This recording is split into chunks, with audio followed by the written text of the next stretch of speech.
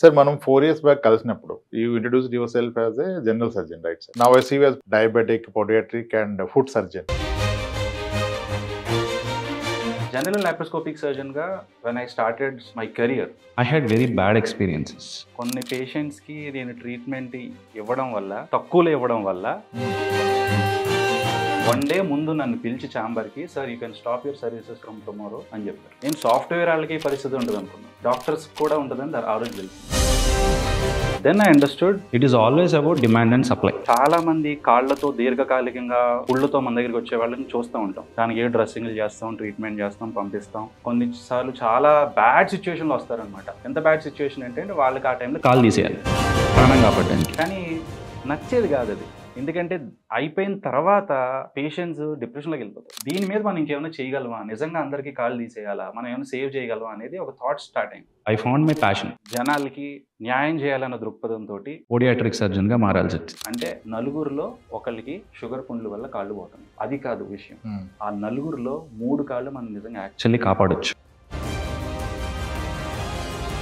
అయితే నేను అబ్జర్వ్ చేసింది ఏంటంటే doctors the kind of stress they undergoing is huge. యాక్చువల్గా ఏ ప్రొఫెషనల్ అంత స్ట్రెస్ నేను చూడాల. ఈ డాక్టర్స్ ఇంత ఎర్లీ ఏజ్లో ఎందుకు ఇన్ని డిసీజెస్ వస్తున్నాయి, ఇంత స్ట్రెస్ లెవెల్ ఎందుకు?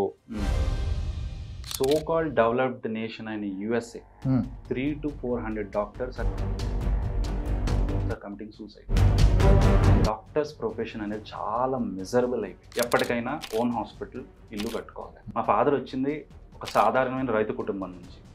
So he is a first doctor in the entire family. Loan తీసుకుని ఒక బిల్డింగ్ కట్టారు.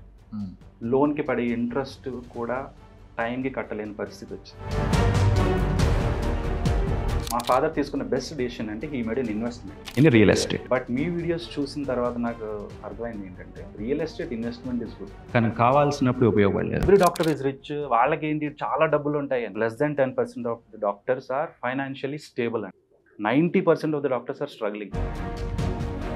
నాన్నగారు కాలం చేసినప్పుడు ఇట్ వాజ్ ఎనార్మస్ బిల్. కేవలం ఇన్సూరెన్స్ కాపాడింది. నాకు మా ఫాదర్కి జరిగింది వేరే డాక్టర్స్ జరగకూడదని అక్కడి నుంచి స్టార్ట్ చేసింది మిషన్ హ్యాపీ డాక్టర్. నేను డాక్టర్స్తో మాట్లాడినప్పుడు, నేను డిస్కషన్ ఉన్నప్పుడు అంటారు, రామ్ నువ్వు చెప్పింది కరెక్టే, హైయెస్ట్ డైవర్స్ కేసు అన్నావు కదా నువ్వు నాతో ఆ రోజు. మా బ్యాచ్లో this is the 5th divorce case happening అంటాడు ఆయన. The both are doctors. Time ఎక్కడుందండి? ఇప్పుడు సంబంధాలు చూసేటప్పుడు కూడా డాక్టర్స్ని చూసుకుంటున్నారు.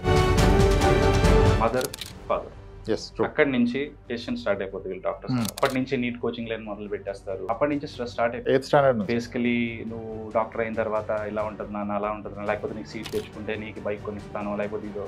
ఇక్కడికి 15 years తీసేస్తారు. దాని తర్వాత పొరపాటున సీట్ వచ్చిందా నెక్స్ట్ 10 to 12 years బుక్ అయిపోతుంది. MBBS అని, దాని తర్వాత మళ్ళీ పీజీకి ప్రిపరేషన్ అని, దానికి 1-2 years. వాళ్ళ అజంప్షన్ ఏంటంటే 100 years. సో 50 years వరకు కష్టపడతాం, 50 years తర్వాత 55 60 రిటైర్ అవుతాం అని అనుకుంటారు. ఇంత స్ట్రెస్ తీసుకున్న డాక్టర్స్కి 100 years ఆఫ్ లైఫ్ స్పెన్ ఎలా ఉంటుంది? సో 100 ఏళ్ళకి రావాల్సిన చావు 55-60 వచ్చేస్తుంది. Out of 100. దీనికోసం మీరు సాక్రిఫైస్ చేసిన హోల్ లైఫ్